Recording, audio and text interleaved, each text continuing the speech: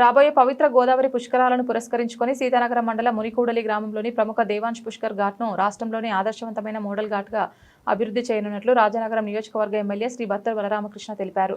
రాష్ట్ర ఉప ముఖ్యమంత్రి పంచాయతీరాజ్ మరియు గ్రామీణాభివృద్ధి శాఖ మంత్రి శ్రీ కొనిదెల పవన్ కళ్యాణ్ ప్రత్యేక ఆదేశాల మేరకు ఎమ్మెల్యే బత్తర్ బలరామకృష్ణ వివిధ ప్రభుత్వ శాఖల ఉన్నతాధికారులు కూటమి నాయకులతో కలిసి మునికూడలి ఘాట్ను సందర్శించి చేపట్టాల్సిన అభివృద్ధి పనులపై సమీక్ష నిర్వహించారు. ప్రధానమంత్రి నరేంద్ర మోదీ, ముఖ్యమంత్రి నారా చంద్రబాబు నాయుడు మార్గదర్శకత్వంలో డిప్యూటీ సీఎం పవన్ కళ్యాణ్ ప్రత్యేక శ్రద్ధతో గోదావరి జిల్లాలో అత్యంత వైభవంగా పుష్కరాలు నిర్వహించేందుకు అన్ని శాఖల సమన్వయంతో పనిచేస్తున్నాయని ఎమ్మెల్యే తెలిపారు.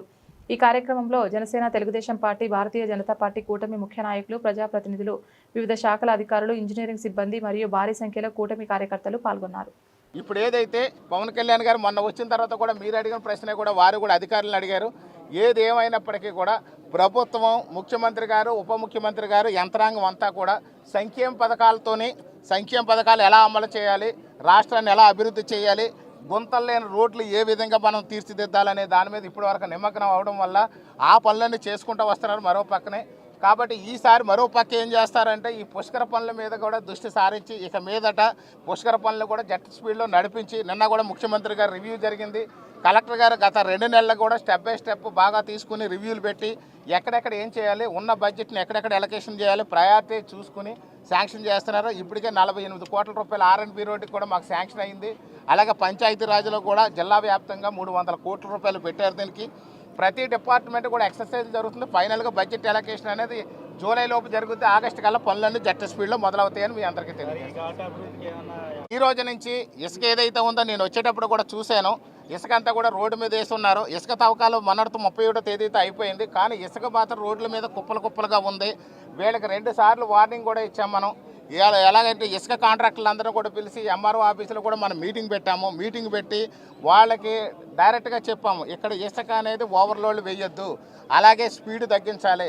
మూడోది, ఇసుక రోడ్డు మీద ఓవర్లోడ్ ఎక్కువ వేయడం వల్ల ఇసుక కింద కారిపోయి రోడ్డు మీద అడ్డంగా ఉంది, క్లీన్ చేయండి అని 2 సార్లు చెప్పాను.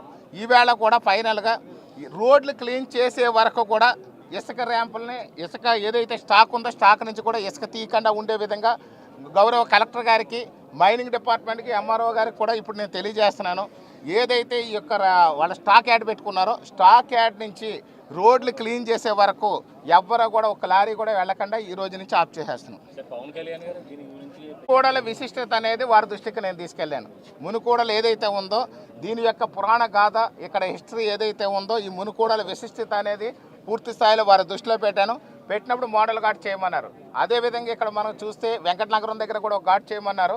దాంతోపాటు మాకు ముందు కావాలి, నాకు ఈ ఘాట్ అనేది దీని విశిష్టత ఇది, మిగతా వాటికి చరిత్ర ఏమీ లేదు, దీనికి మాత్రం ప్రత్యేకమైన చరిత్ర ఉంది.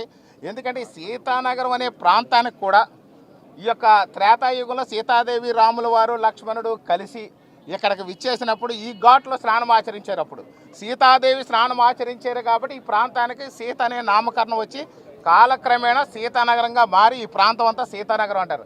అందుకే సీతాదేవి ఇక్కడ నడివాడింది కాబట్టి ఇక్కడ పంటలు, పాడి పంటలన్నీ కూడా అద్భుతంగా ఉంటాయి. కాబట్టి ఇక్కడ సీతానగరం ఈ విశిష్టత కూడా పవన్ కళ్యాణ్ గారు తెలియజేయడం జరిగింది. మీరు కావాలంటే చెక్ చేయండి, మిగతా మండలాలతో పోల్చుకుంటే సీతానగరం మండలం అనేది 40 ఏళ్ల కిందటే సక్సెస్ అయిన మండలం. ఎందుకంటే పాడి పంటలు ఉంటాయి, ఇక్కడ పాడి పరిశ్రమ ఎక్కువ, పంటలు బాగా పండుతాయి, పుష్కలంగా ధనధాన్యాలన్నీ కూడా ఇక్కడ అందరూ తొలుగుతూ ఉంటారు ఇక్కడ.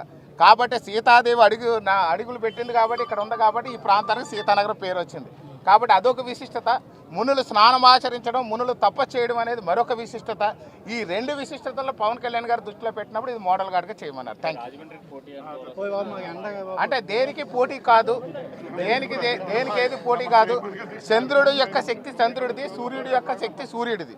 ముఖ్యంగా ఒక విషయం చెప్పాలి మీ అందరికీ కూడా, మీరు అడిగారు కాబట్టి చెప్తున్నాను.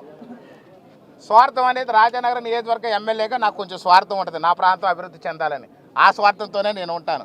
అయితే ఇక్కడ ప్రజలకే కూడా నేను అప్పీల్ చేసేది ఏంటంటే, ఈ యొక్క గోదావరమ్మ పుట్టిన దగ్గర నుంచి మన ఇక్కడ వరకు వస్తే సీతానగరం మండలంలో ప్రవహించేటప్పుడు ఏదైతే మనకి 18 కిలోమీటర్స్ ఈ దారి ఉందో ఈ యొక్క 18 కిలోమీటర్లో ఎక్కడ పొల్యూషన్ కలవట్లేదు. స్వచ్ఛమైన గోదారమ్మ నీటిలో స్నానం చేయాలంటే రాజానగరం నియోజకవర్గం సీతానగరం మండలంలో ఉన్నటువంటి 15 ఘాట్లు ఏ ఘాట్లో స్నానం చేసినా పుణ్యం వేస్తుంది. వ్యర్థాలు కలిసిన తర్వాత స్నానం చేస్తారు అనే దానికి అది ప్రత్యేకమైన ఇష్యూ. నా స్వార్థం మాత్రం రాజానగరం నియోజకవర్గం సీతానగరం మండలంలో ఉన్నటువంటి 15 ఘాట్లో స్నానం ఆచరించండి, ఆరోగ్యంగా ఉండండి, ముక్తి మోక్షాలకి ప్రాప్తులు కండి అని చెప్పి అందరికీ నేను రిక్వెస్ట్ చేసుకున్నాను. Thank you.